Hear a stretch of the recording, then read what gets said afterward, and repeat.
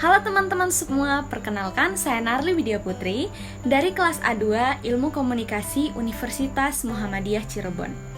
Dalam video kali ini saya akan membahas tentang efek kehadiran komunikasi massa untuk memberikan informasi tambahan kepada teman-teman semua yang menonton, serta untuk memenuhi nilai saya dalam mata kuliah komunikasi massa. Nah, mari kita masuk dalam topiknya, yaitu efek kehadiran komunikasi massa. Yang pertama yang akan kita bahas di sini adalah apa itu efek kehadiran komunikasi massa. Menurut teori McLuhan, efek kehadiran media massa disebut teori perpanjangan tangan. Perpanjangan tangan alat indera menyatakan bahwa media adalah perluasan dari alat indera manusia, seperti telepon adalah perpanjangan dari telinga dan televisi adalah perpanjangan dari mata. McLuhan menulis, secara operasional dan praktis, medium adalah pesan. Ini berarti bahwa akibat-akibat personal dan sosial dari media, yakni karena perpanjangan diri kita, timbul karena skala baru yang dimasukkan kepada kehidupan kita oleh perluasan diri kita atau oleh teknologi baru. Media adalah pesan karena media membentuk dan mengendalikan skala serta bentuk hubungan dan tindakan manusia menurut McLuhan. Setelah kita membahas tentang apa itu kehadiran dari komunikasi massa, selanjutnya kita akan membahas tentang apa itu efek kehadiran komunikasi massa yang dibagi dalam beberapa bagian. Yang bagian pertama itu yaitu efek ekonomi, yang kedua efek sosial, efek penjadwalan kegiatan, efek pada penyaluran atau penghilangan perasaan tertentu, dan yang terakhir yaitu efek pada perasaan orang terhadap media. Nah, di sini kita akan membahas bagian-bagian efek tersebut satu persatu. Mulai dari yang pertama yaitu efek ekonomi. Efek ekonomi yaitu kehadiran media massa yang menggerakkan berbagai usaha produksi, distribusi, dan konsumsi jasa media massa.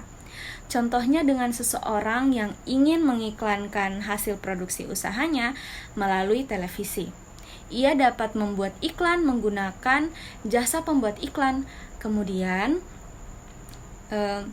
dapat memasang iklan tersebut di media massa dengan membayar dengan jumlah tertentu. Nah, iklan ini memberikan lapangan pekerjaan bagi orang-orang yang melihat, sekaligus juga meningkatkan omset penjualan produk bagi pemilik usaha tersebut.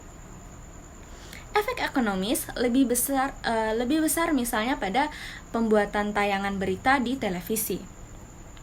Pembuatan berita di televisi diperlukan jurnalis yang menulis berita, membaca berita, reporter yang melaporkan berita langsung dari tempat kejadian, juru kamera, fotografer, wartawan, kemudian penata rias yang merias wajah pembaca berita. Nah, penyedia konsumsi juga berperan penting di sini, dan lain sebagainya. Efek yang kedua yaitu efek sosial.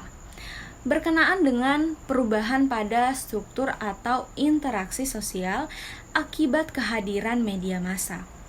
Media massa dapat mempengaruhi pengetahuan, cara berpikir, interaksi, ataupun perilaku seseorang.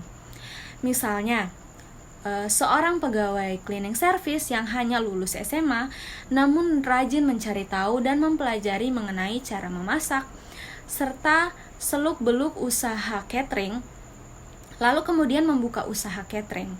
Nah, dengan bantuan media massa, orang tersebut dapat merubah status sosialnya yang tadinya cleaning service, sekarang dia menjadi seorang pemilik usaha. Nah, berikutnya efek yang ketiga yaitu efek pada penjadwalan kegiatan. Menurut Joyko Kremen tahun 1976, efek tadi disebut sebagai efek alihan atau displacement effects, yang didefinisikan sebagai reorganisasi kegiatan yang terjadi karena masuknya televisi.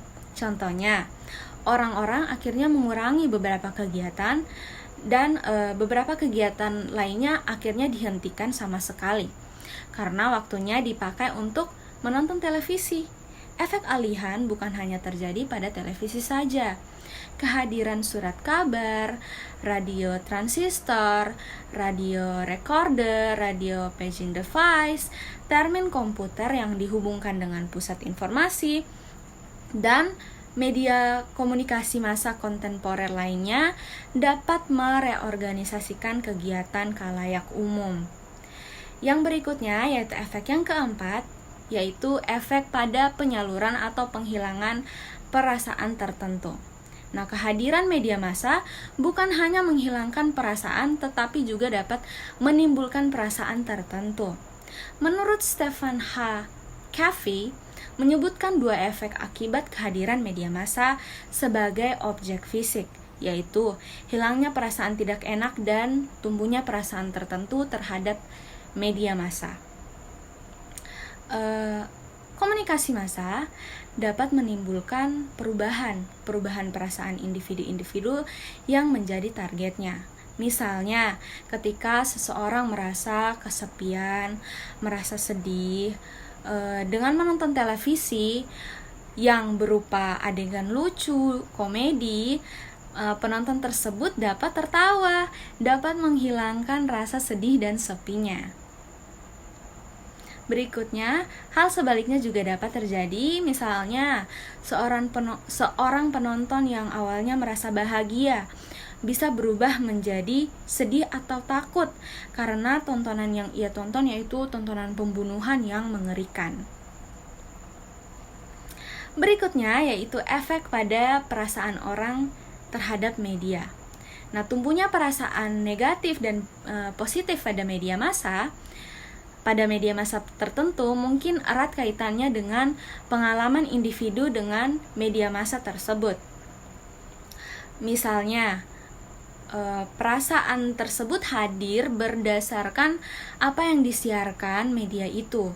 Contohnya, seorang individu menilai sebuah siaran TV itu negatif karena suka menayangkan tayangan-tayangan gosip atau berita-berita hoax.